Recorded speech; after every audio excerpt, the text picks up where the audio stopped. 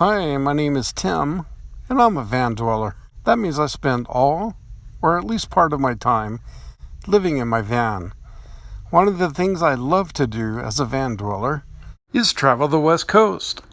But in a recent trip to the West Coast, I figured out that maybe they didn't want my business on the West Coast anymore.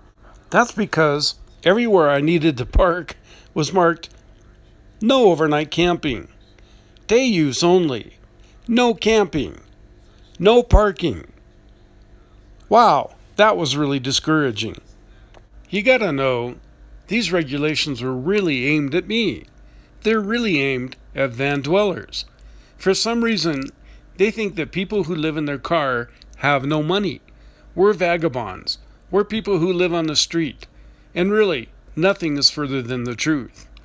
In fact, when I travel, I spend quite a bit of money. I go to nice restaurants. I go on tours. I spend money on souvenirs. I love thrift stores. I love shopping. Day use only areas mean just exactly what they sound like.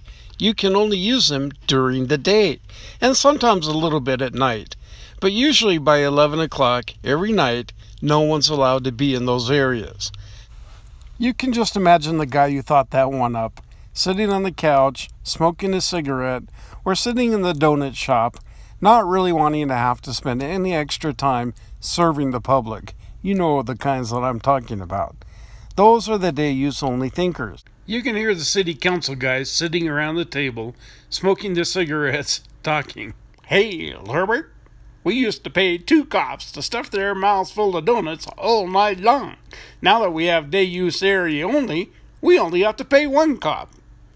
The only problem is, that leaves guys like me wondering, where am I going to plant those 4 rubber paws? But if I don't have a place to rest my 4 paws, I'm not coming back. And that's exactly what I'm thinking about the West Coast. Maybe it's a place not to come back, because there just isn't any place for van people to go. Now you could say, and the guy sitting there smoking his cigarette, sitting on the couch, certainly is saying, well, they could go to a campground and pay $35 to $55 a night. Well, sure, buddy, why don't you do that? That works really well for the guy that's on a 2-week vacation and he's got a big budget, and so he can afford expensive and fancy campgrounds. Some of us are on a van life for a reason.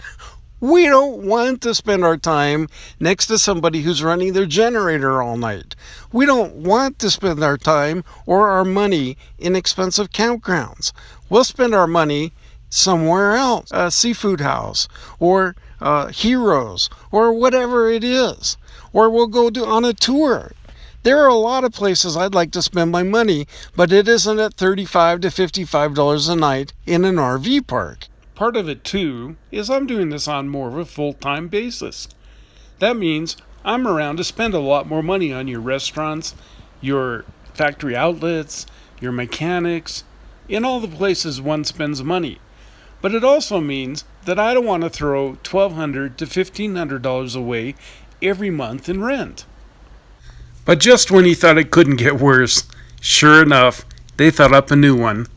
I was traveling on Highway 101, north of Fort Bragg.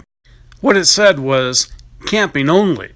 So if you wanted to use the area for the day, costing $8, which is plenty, you had to rent the darn thing for 24 hours. How much does that cost? $35. What are they going to think of next? And apparently they went to no overnight parking because the no camping signs weren't working.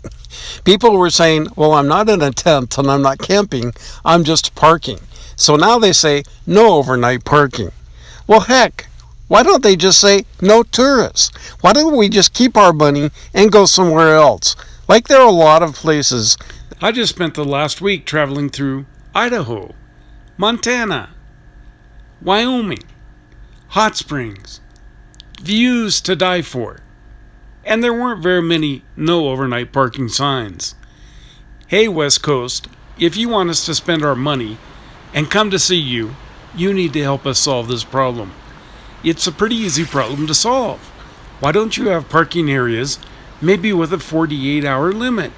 We'll come and stay a few days, we'll spend our money, and then we'll leave. We leave a very light footprint. Van dwellers are great tourists. Well, this is Tim Painter speaking to you from the road. If you like what you see, please press like, please share, please subscribe, and we'll see you all soon. Thanks a million for being here.